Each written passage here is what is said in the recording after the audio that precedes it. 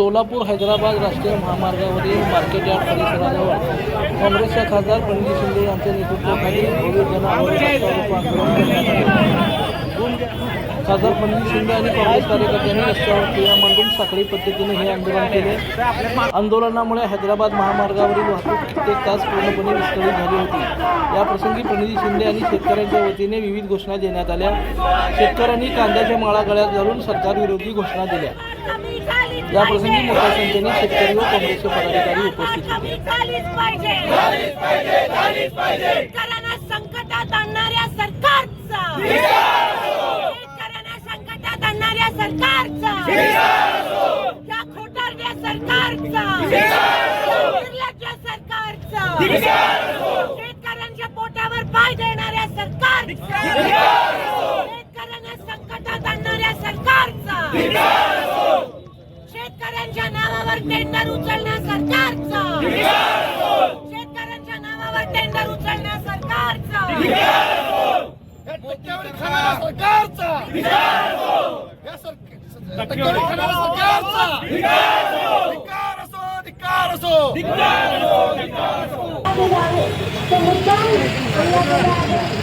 काही दिवसापूर्वी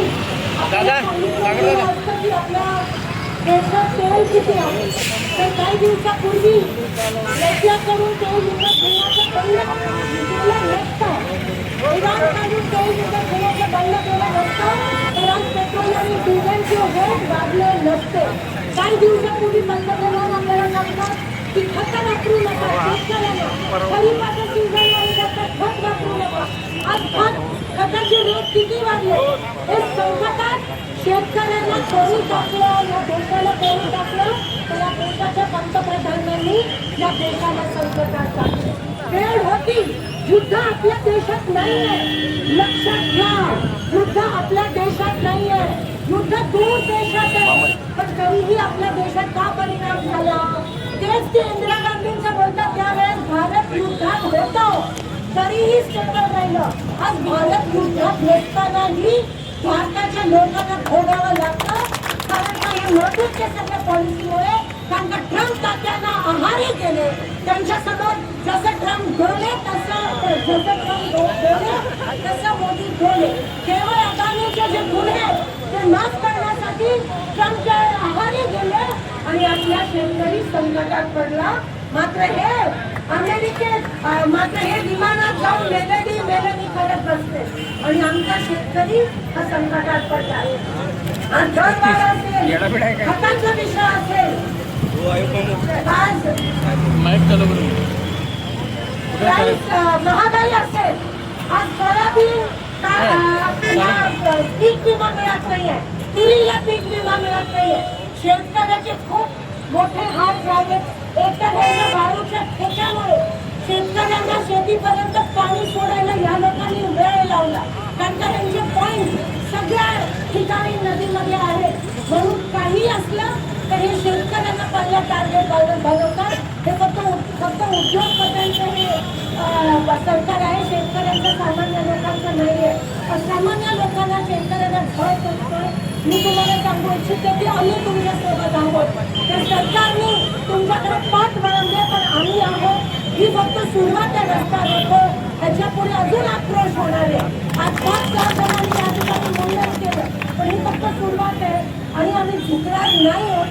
आम्ही बळीराजाच्या मागे आहोत आणि राहणार आहोत शेवटपर्यंत। बळीराजा हे राजकारणाच्या पलीकडे या देशाचा कमी कणा हा शेतकरी आहे आणि तो जर त्रस्त असेल तर आमचे संस्कार आम्हाला गप्प बसू देत नाही आणि म्हणून आम्ही शेतकऱ्यांच्या नेतृत्वाखाली आज हे आंदोलन करत आहोत।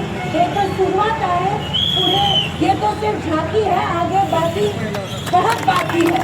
आणि पोलिसांना उगाच पुढे ढकलून शेतकऱ्यांवर बुलडोजर चढवण्याचा प्रयत्न हे सरकार करत आहे, कारण का ते घाबरत आहे, ते घाबरलेले आहेत, त्यांना हिंमत नाही लोकांसमोर येणार आणि शेतकऱ्यांचे प्रश्न जे आहे ते सोडवण्याची हिंमत नाही आहे।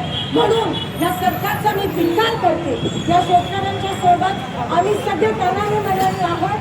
मी शेतकऱ्यांना आश्वस्त करतो आणि आपण इथे खरं तर आम्ही सहभागी झालो, पण आम्ही तुमच्या सोबत आहोत. ही रस्त्यावरची लढाई आहे, इकडे झालाच पाहिजे, उठाव झालाच पाहिजे. आणि ही त्याची सुरुवात आहे. मी आपल्या सगळ्यांचे आभार मानले.